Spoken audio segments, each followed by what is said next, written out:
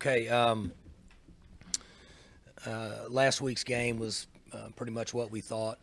Defense was really good, and we weren't very good in special teams.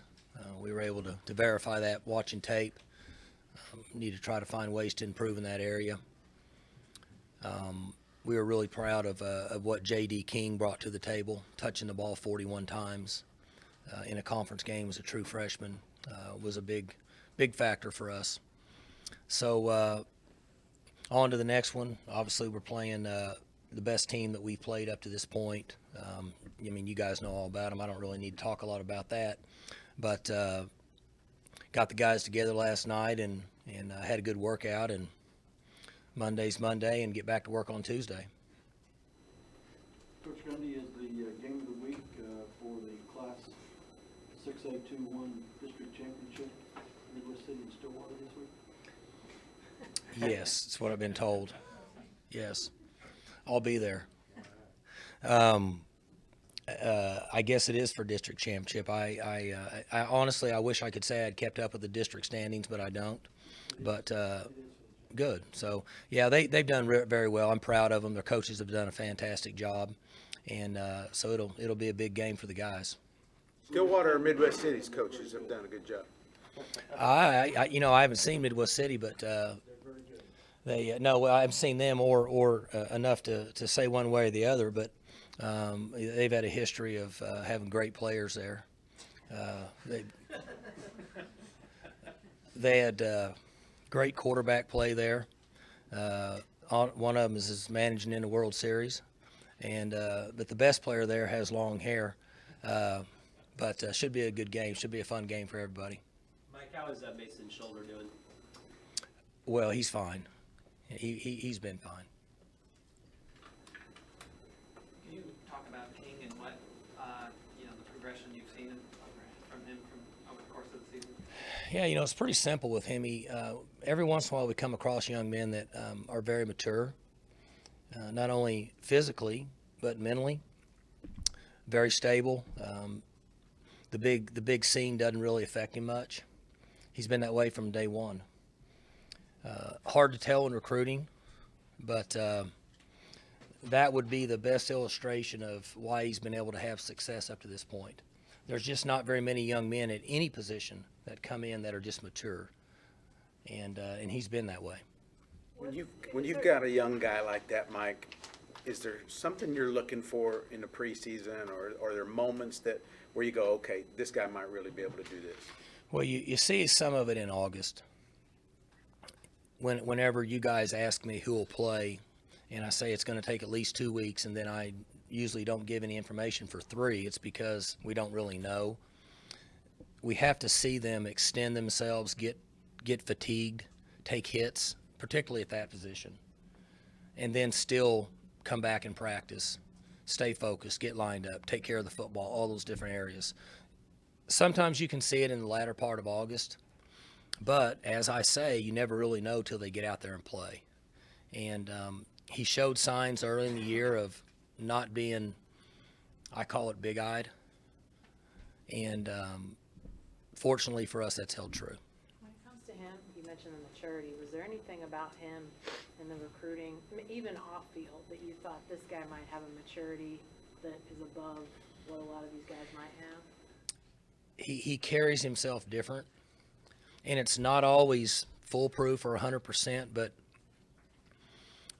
for those of you that have kids, and then you have other kids from the neighborhood come to your house, it doesn't take long to figure out which ones are immature and which ones are mature. It happens really fast. And when we love them all, but when they leave, you're like, we're going to have to watch that one right there. And so it's very similar with young men that come into your program. They're focused in meetings. They're focused in practice. This is kind of probably a little rough. They're not BS guys. They're straight shooters. They're serious about what they do. Sometimes we have guys in our program that they don't develop till their second or third year, but he's been that way from day one. He carries himself that way all the time. When he came on his unofficial visit, he came with his mama, and they were here for, in the spring, late spring, and he was only here for 8 hours, and he walked in my office and said, "I'm coming to school at Oklahoma State." I'm like, I've heard that before. And his mom, she was there, and she said, if he says he's going to do it, he's going to do it, which I've heard that before. I've heard grandparents say, my word is my bond. My grandson's word is his bond. If he says he's coming there, he's coming there. 3 weeks later, change their mind. But from him, he never budged. And that was the kind of person he was. He's been that way, and it's the way he is now. Coach, talk about what makes Bedlam just so special? I think there's a lot of great rivalries across the country, but the one thing that's different in this state is we don't have pro football. The addition of the Thunder has been fantastic for this state, but this week everybody goes to work and you either wear orange or red, and it's a fun time. It's always entertaining when both teams are successful. Teams are playing well and ranked in the top, whatever anybody's ranked in the country, and I think it's fun for everybody in the state. For the first time in a long time, you're going to look across the field and Bob Stoops is not going to be over there. What's that going to be like? It's interesting. Honestly, I didn't think about it till you brought it up. I thought about Bob last week when we were having some issues with different things, and I was trying to figure out what we should do, going back and forth. My stomach was in a knot, and I thought, I bet Bob is watching the World Series and drinking beer. And I thought about texting him or calling him, and I thought, well, I'll wait till later. But he and I have always had a great relationship, and I don't look across there much. People ask that question a lot. Like, I didn't look one time Saturday and even see Dana. I just don't pay attention to that. I know you guys don't think so, but I got a lot of things going on. I wasn't involved in special teams last week. I'm going to get back in it this week. So, but I never really pay attention to what's going on over there. But obviously, with the press conferences and all that with Lincoln, and it's a little different. Do you see any noticeable differences in their style, their approach, just anything that you could say is sort of his fingerprints versus what they are doing now? Well, it's hard to say, obviously, with him being there, with Coach Riley being there and me not being involved, but from an outsider looking in at the schematic standpoint of what they do, it's pretty much the same. What do you attribute the struggles on special teams to? Well, we're not kicking the ball very good. We've been average in our kickoffs. Location is important. We've not hit the ball as good as we need to, field goal wise. Now, percentage wise, we're not that far below what would be an average, but they've been shorter field goals, so it makes everybody not feel so good about it. Okay. And then we've been below average in punting, and that's been very unusual for us. And those are mistakes that we should not be making. And so there's always the coaching tied into it, but then there's also the player tied into it.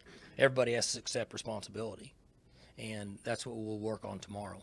Mike, you guys, it's historically bad. In the last 12 years, you got to go back to 2005 to find a Power 5 team in special teams efficiency that has struggled as much as you guys have. Can you fix that in November when you've struggled so much Yes. so far this season? Yeah, we can improve considerably. The errors that we had at West Virginia shouldn't have happened, and we can improve that. And that'll be an important part of our plan over the next 3 or 4 days. Where are you at punter? Well, Signer will punt. Yeah. So when Hockett, he made one of the biggest plays in that game. He had shifted field position at the time. Sure, he did a great job. Yeah. Had a nice punt. You just wanted to get Signer a mental break at that point from that game, or? You know what, Mark? I should have had a good answer prepared for that. I don't know what I wanted at that time, and I just felt like, I go to the manager coming from the dugout, and you had a good pitcher on the mound. He gave up a home run, and even though that his ERA is good and percentages are he's not going to give up any more runs, they took him out, and you say, why? I don't know why. Well, I don't know why. I just felt like we needed a change at that particular time. Past few weeks, you've gotten some big plays from your young cornerbacks. How much of that experience and development growth over the past 2 months has helped play calling and the approach on the defensive side of the ball? Because it seems like you're able to ramp up the pressure a little bit more and leave those guys on an island now. Well, they've had 2 months. And when we talked, you were here all during preseason, and you guys wanted my opinion on them, and I said, I don't have a clue. I know they're young, they're immature, they don't have any experience. But, I said, we'll know a lot more in the end of October, November. And so they've improved.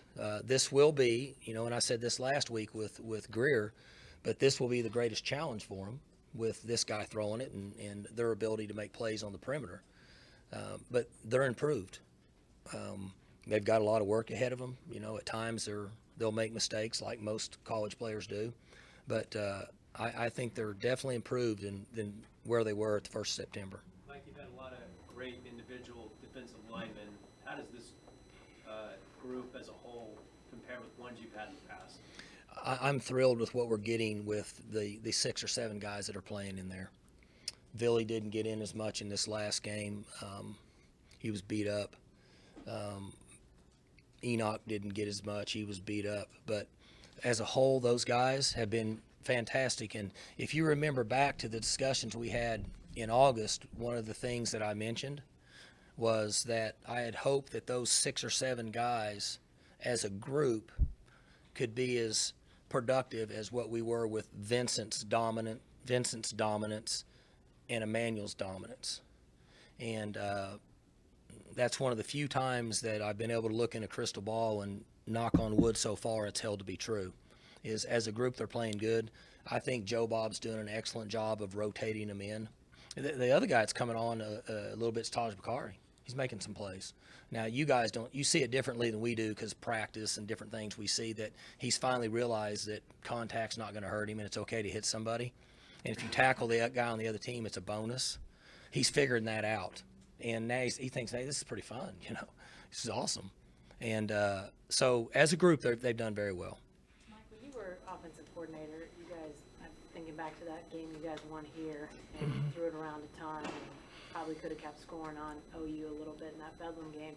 Now as a head coach, do you approach things differently when it comes to how much your hair's on fire, how much you're, wanting to manage clock versus, really get after it? Does that change a little bit going from those days to where you are now? Me personally, if my hair was on fire, we'd be losing a lot of money. A lot of marketing money, just so you know. Right, yeah. But because you're one of my favorites, I'll let that go. We'd be losing a lot of marketing money if that was true. Just how many buttons you push. Maybe. Yeah. What's interesting, Jenny, is I don't want to waste y'all's time with my 13-year-old always says you sit in your office and do nothing because you're sitting there all the time. And I try to explain to him that I have to think and think things through. So I always coach myself first and think, okay, am I motivating these guys right? All the practice time, the things we talk about, it's a waste of oxygen right now. But am I stimulating them to get quality work, to get prepared? Am I doing it too early in the week and getting them all ready on Tuesday and Wednesday, and then Friday is kind of a downer? And I say this because we're all familiar with the Knute Rockne speech, and so I just do what comes natural to me, and it's different each week. Like in the middle of the season, I had Magruder come to me, and he said, Coach, he said, we've got to get you going a little bit more out of control and, kind of ranting and raving and so on to get the guys rolling a little bit. And I said, why don't you do it? You're 21. I'm 50 years old. I mean, I'm at risk here. You go ahead and do it. And so it's interesting when you get input from the players on things like that. So I just do what comes natural. It's different every week. If you're referring to this week's game, since we're having this press conference, it should take care of itself. All of those things should take care of take care of themselves this week. They should want to do everything this week to get ready to roll. When they hit that tunnel, they should be ready to roll, you would think. But I will certainly put thought into it and do whatever I think is best, but it varies each week. Coach, how important is it that your offensive line is about as healthy as it's been in almost a month? Well, it helps. We're getting some guys back.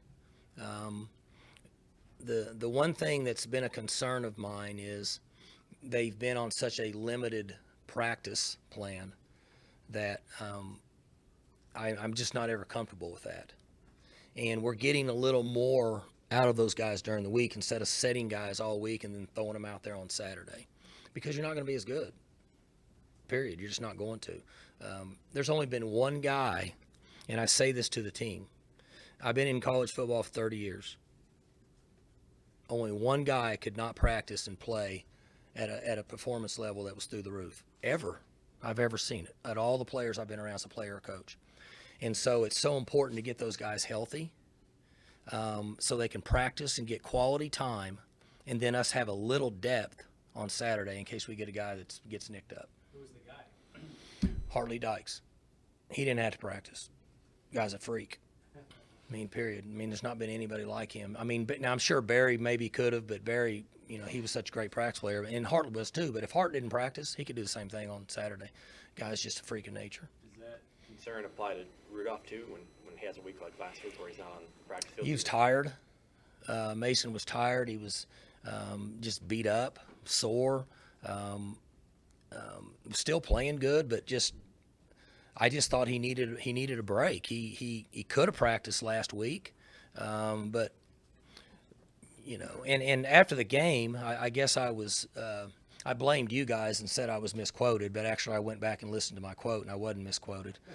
But I was hoping to blame y'all. He practiced a little bit Thursday, but that's not a real practice for us. And what I was referring to is Tuesday and Wednesday, and he needed a break. He just his body was beat up. He took some hits in the Texas game. He's not following the philosophy of getting down, and he's running through people, and I'm not fired up about it. But obviously, I can't control him when he's in there playing. I talk about Ben Snyder, the staff, the job they've done, bring this defense around. What's that now? Coach Snyder, the job he's done. Spencer, I'm sorry, Ben Spencer, the job he's done. Bring this defense around. Hell, I thought we were playing Kansas State for a second. I thought, son of a bitch. Y'all got me talking about Mayfield and all them, and you threw me off. I thought, man, I'm really getting whacked out. Okay, they've done a really good job. It's my message to them Sunday was an illustration of Mike Tyson early in his career.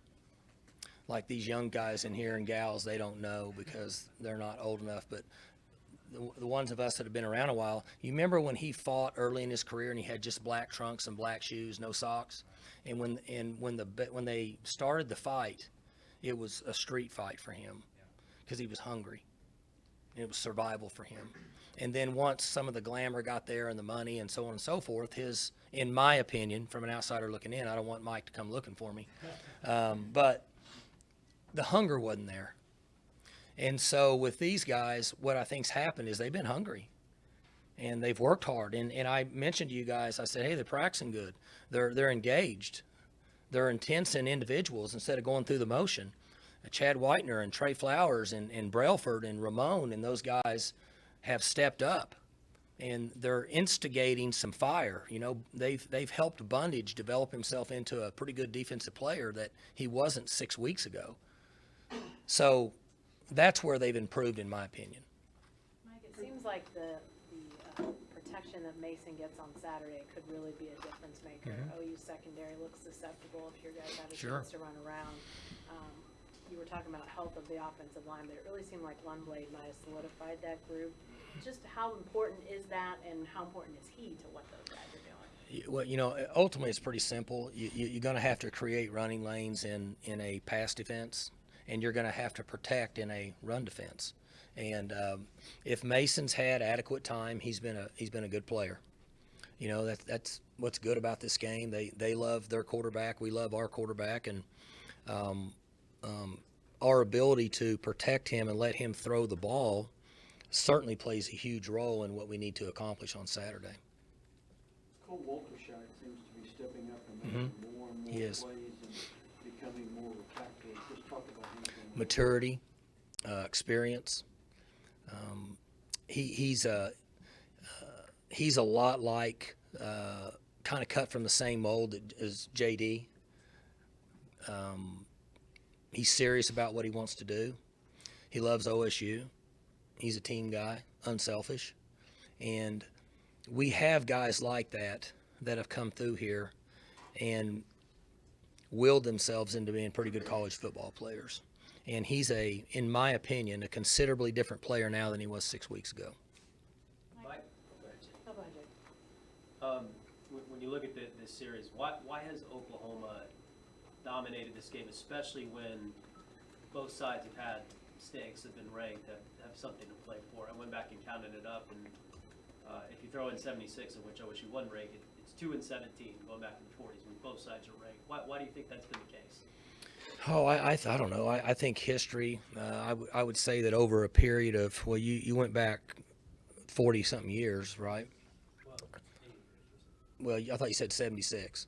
Going back to the 40s. Going back to Oh, hell, the 40s. I mean, was that the Dust Bowl or was that the 20s? I went back to the 45 national championship. Wow. Okay. There's only one guy in here that was here when that was going on. But even in your era, you know, the 80s, Yeah. through these last few years where, Big 12 titles have been on the line. Sure. Both teams have been in the top 15. Sure. And Oklahoma, for whatever reason, has won almost Well, all of them. history, we went a long time. I say we, majority of it was prior to me coming here, without, I don't know, I think maybe we had at one time been down 18 in a row or something. I can't remember. Somebody in here I'm sure knows that. 96 to 95, yeah. Probably, yeah. And then the one thing that I've looked at, because what's important to me as a coach, regardless of whether it's OU, OSU, or anybody, is do we put our team in a position to play a competitive game that when you're playing a team that's good, in most cases over those years, since, I don't know, you could go back to, when did Bob come in, 99 or 2000 or something? Something like that. If you looked at those years, which would be 17 or 18 games, I'm going to say that most of the time they were probably ranked in the top 20. And there was probably I'm going to throw a number out here. I don't know how accurate I'll be. Maybe 8 of the 17, they could have been ranked in the top 10. So regardless of who you're playing, if you're playing a team that's that good, then you're going to be in for a dogfight. But what we've done is we've put ourselves in position. We just need to find a way to finish at the end. More so than what we have in some of those close games, overtime games, couple back-to-back overtime games. And that's what we look to do when you play a team that's as quality as they are. Like, both teams are good teams. Both teams have special players, so on and so forth. If you look at what they've done up to this point, you know, they went to Columbus and beat a team that's going to be ranked in the top 5 in the country handedly, hands down, thumped them. So that tells you from a talent standpoint where they're at, because you can't do that unless you're pretty talented. You can't get that lucky. And so we'll have to match the key positions where talent is on talent, and then be sound in special teams. I'm going to go back to coaching special teams this week. I took a few weeks off. And then a huge factor will be turnovers. Is there anything, because you look at a lot of these games where, you know, they've been top 10, top 15 matchups, and it's a dropped interception, or it's a pass in the final 10 seconds, or it's a missed field goal, or like 88, it's, you know, it's a drop touchdown pass followed by a penalty that I don't think anybody can explain. Is there anything psychological in this series where they've just had some kind of advantage? Oh, you know, I think that I've been asked that question a lot, not in a media environment. Fans asking you? Well, not really. Most fans don't really talk to me. Seriously, they don't. Not that many people talk to me. I don't think that anybody could debate the run that they had in that 70s up through the mid-90s, that maybe there could have been a middle edge. Now, I know that when I was here, I didn't feel that way, but I can't speak for the other 125 guys on the team. But I would say this, with respect to both sides, since, gosh, I don't know, about 2007, probably the last 10 years, we've had some pretty good games. And I'm sorry, go ahead. no, go ahead. One thing that's a little bit different between, 08, they were really good, and you guys felt like you gave them your best shot. Who was the quarterback for them? That was Bradford. Yeah, that was 51 to 44, so, 60, whatever. I thought we played it. Like the other day, when I said at West Virginia, a lot of times we win and I don't feel good. Right. Sometimes we lose and I thought, we played pretty good. When we left that game, I thought, we played pretty good. So it felt like, through that kind of stretch, you guys gave them your best shot, win or lose. Right. Do you feel that way with 3 of these last 4 games where you've had a chance to win a Big 12 title, and at least from my perspective, it doesn't feel like you guys have played your best? I don't want to take anything away from them. I didn't think we played very good in the second half last year. We kind of fizzled out and we missed some tackles. What was the year before? I can't remember down here. Mason was hurt. Yeah, we were a little bit, limited there. I don't even know what the year, did we win the year before that? That was Mason's first. Yeah. But 2013, you guys were the clear favorite. You guys were playing for Big 12. Is that the one that Gilbert dropped the pass? Yeah. I wish he'd have caught the ball. You wouldn't be asking me this if he'd have caught the ball. You caught the ball, I wouldn't be asking. That's right. I agree with you. That was a game that, talent-wise, we were every bit as equal as them. Who had most, but on the top 40, I don't know. But we were every bit, in my opinion, then that year, we were as talented as them. Is that Chelf's year? Mm-hmm.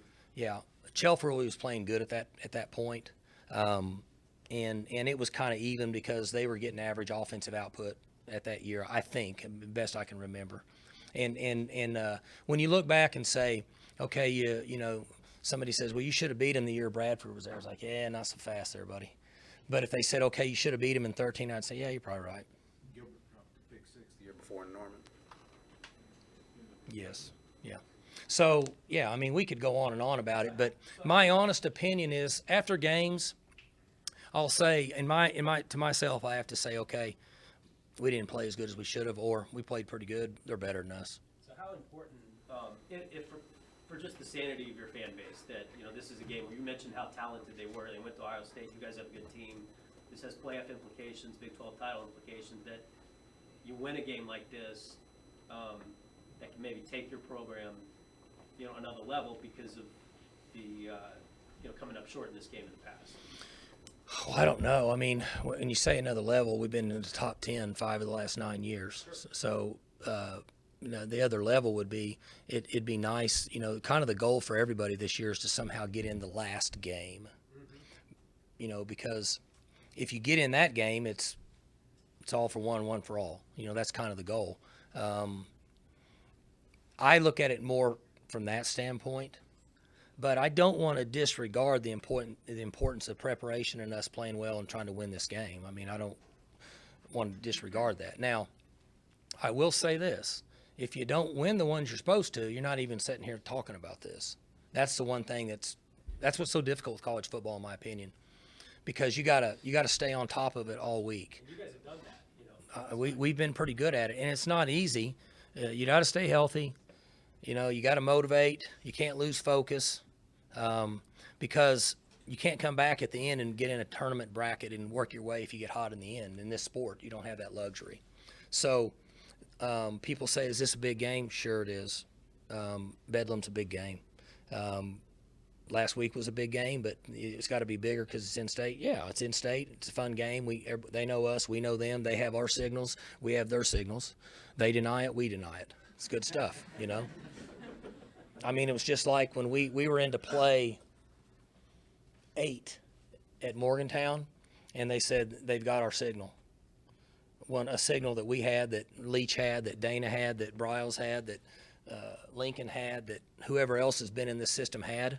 So you had to change it during the game because they backtracked and figured out that we were using a certain signal, and there's copycat that goes on. And that's another thing that's kind of fun about this. You know, we won't be into the first quarter, and we'll figure out what signals they have of ours and whatever ones that we supposedly have of theirs.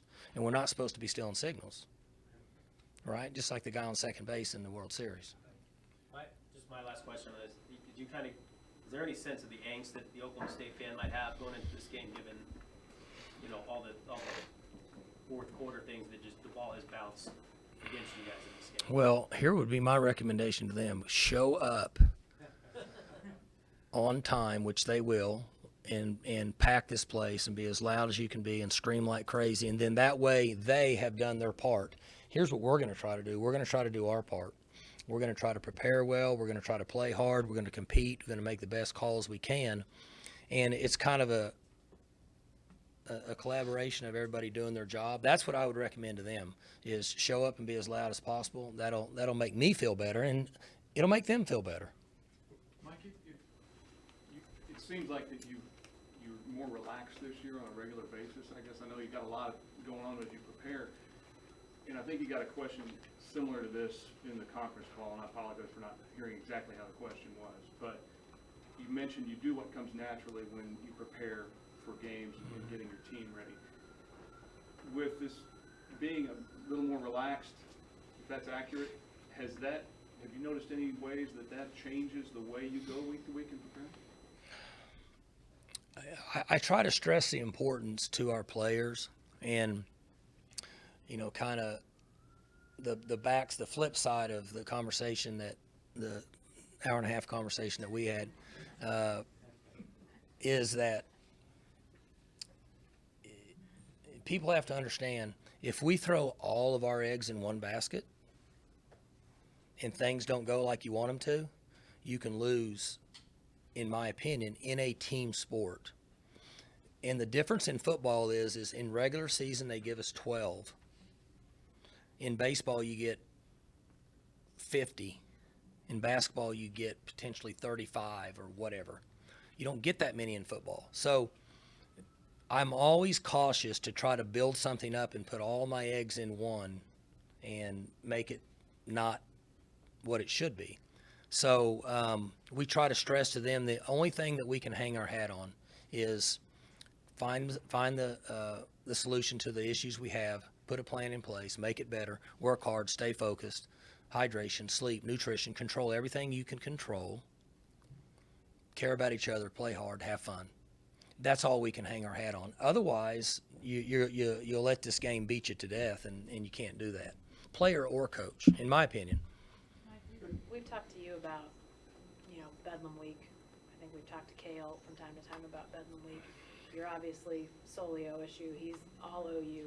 Your sister, though, OSU degrees for her and Jim. Sent the girls to OU. How is this for her? Do you ever hear from her? Does she just try to stay away from it all? Well, we hear from, obviously, I'm sure she, you know, she texts me that she really likes me a lot more than Kale, don't tell anybody. And I get the same text from my mom, too. You know, that we try to be nice to Kale, but they really like us better. But, you know, it's a unique situation. Their girls were good players. They went down there and played softball, and, you know, as soon as their daughters went down there, they put an OU hat on. They were happy as they could be. That's just kind of the way it is with us. It's always been that way. And, you know, you had asked about Lincoln. A lot of times I forget Kale's over there. And now he's in the box now. And the only reason I know that is because they show Mike all the time. And I see half of Kale's face. He's getting half of a face, and, you know, and Mike's up there, you know, his head's about to pop off. So they ought to put a blood pressure deal on him in the game. Between him and the guy at Clemson, you know, be good stuff. So. Gundy, I was going to ask if you were surprised. Venables, I don't mean to be disrespectful to him. He's a hell of a coach. I just couldn't think of his name. I'm sorry, go ahead. I was going to ask if you were surprised, and I don't think that's a good question, so I'll just ask you to comment on the Iowa State win over TCU. I saw the end of it. Most time you guys ask me, and I don't see games, but we were on the plane. And I saw the last, 10 or 12, 15 plays. And Obviously, their defense has been fantastic. I mean, I didn't see enough to comment one way or the other on much of it other than their defense is obviously been fantastic and their ability to stop people. What are you expecting tomorrow when the rankings come out from the selection committee? On us, Well, yeah, just in general. oh gosh, What do you think? I mean, we've been about 11 or 12 all year. I don't know that at this early in the whatever these rankings called, their new ones coming out, that they'll vary a lot. I think they'll be pretty similar. That's just my opinion. I'm not sure. Hadn't really paid much attention to it. Coach, you've run the ball more than you've thrown it in the last 2 games. Is that a plan that y'all had? You wanted to run the ball more, or is that what the defense has given you? Most everything we do is built based off of a run pass option, and we've seen a lot of defensive play that's been defend the pass, so the ball gets handed off. Looking back at that 2014 game where you guys went down in Norman, how big do you feel that was for the trajectory of this program? Because if you lose that one, you don't make a bowl game that year. You don't have this continued streak of making bowls. And obviously that was also Mason's first win, which he then obviously beat you with this past weekend of most wins as a quarterback. You have a few wins during your 10 years as a head coach, and then you have a few wins during the university and or football programs tenure that are big wins. And for us at that time, that was kind of got us out of a slump. We're like Bellinger. You're 0 for 13. And then you go 3 for 5 from that point on, and you're hitting the ball out of the yard. We were 0 for 13 really, and then we started hitting the ball a little bit and won the game, and probably shouldn't have. I mean, when you think back, and then went out and played good in the bowl game, and then people thought I was crazy for not playing Mason all year, and then he's been fantastic ever since for us. So that was one of those wins that you kind of get to your point like this in your program, and unfortunately the way it is that you need something like that every once in a while. Sounds like you've been tuned into the World Series. What's funny is the games are on later than they always have been, right? I mean, usually I only see the 7th inning on, and at that time it's 10 o'clock, right? So, yeah, I did see somebody had home run late in that game, in that first one. But I've gotten into the 8th, 7th, 8th, or 9th. I'm really fascinated right now by Altuve, which I told you guys.